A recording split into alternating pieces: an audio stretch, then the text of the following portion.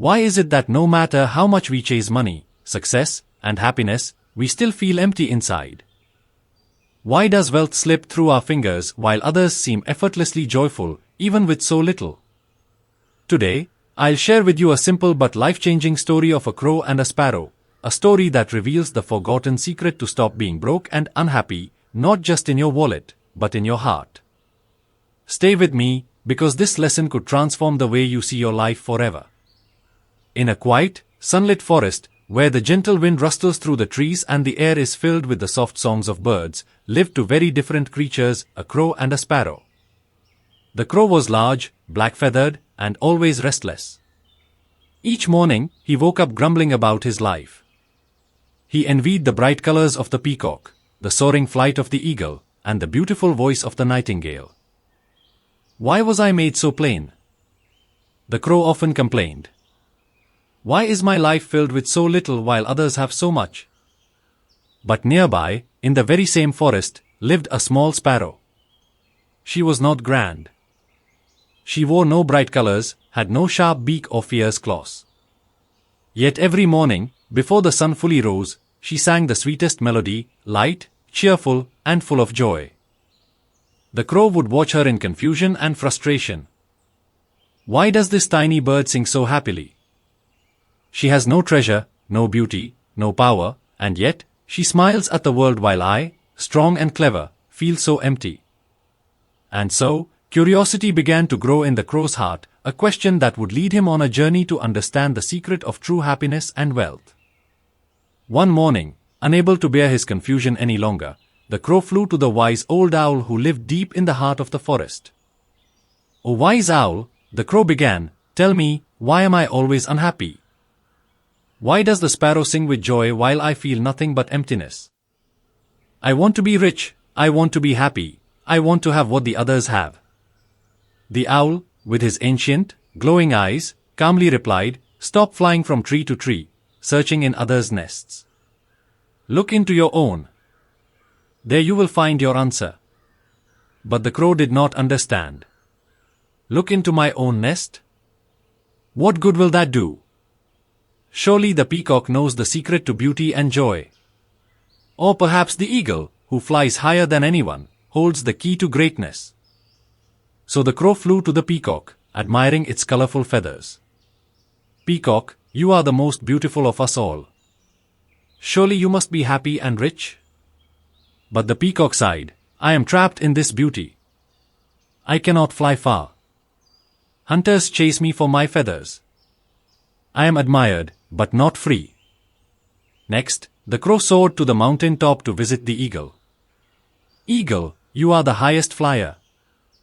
You must be happy." But the eagle shook his head. "I fly alone. No friend, no song, only endless searching for prey. My life is full of hunting, not joy." The crow flew from bird to bird, parrot, nightingale, swan, but each one carried its own burdens, its own regrets. At last, exhausted and no closer to happiness, the crow returned to the forest and sat on a lonely branch, watching the sparrow once again sing at sunrise, with nothing but a small grain in her beak and a heart full of joy. How can this be? The crow wondered. How can she be so content with so little, while I, who searched the whole forest, found nothing but sorrow? The crow knew then that something deeper, something important, was missing within himself. But what was it? One evening, as dark clouds gathered over the forest, a great storm rolled in. The wind howled, the rain poured, and the trees shook violently. All the birds hurried to protect themselves from the raging tempest. The crow panicked. He had spent so much time searching far and wide that his own nest was neglected, full of shiny, useless trinkets he had gathered on his travels. Pieces of glass, lost buttons, scraps of cloth, but nothing that could shelter him from the storm. As the wind roared, his nest fell apart. His treasures were blown into the sky, scattered and lost forever. The crow sat on a branch, soaked and trembling, watching everything he had collected vanishes in the storm. But in the distance, through the rain, he heard a familiar sound. It was the sparrow. Nestled safely in a small, simple home made of twigs and leaves, light, strong, and humble. She sang gently to calm her chicks, untouched by the storm. Her nest did not break or fall, because it was built not with useless things, but with care and wisdom. The crow stared in disbelief. How can this be? I gathered so much, and she gathered so little, yet she is safe, and I have lost everything. When the storm finally passed, the crow, cold, tired, and humbled, flew once again to the wise owl. I have lost all my treasures, the crow said softly.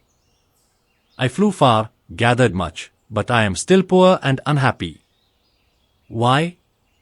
The owl blinked slowly and replied, Now you understand what the sparrow knew from the beginning. Wealth is not in what you gather, but in what you let go. Happiness is not in chasing more, but in enjoying enough.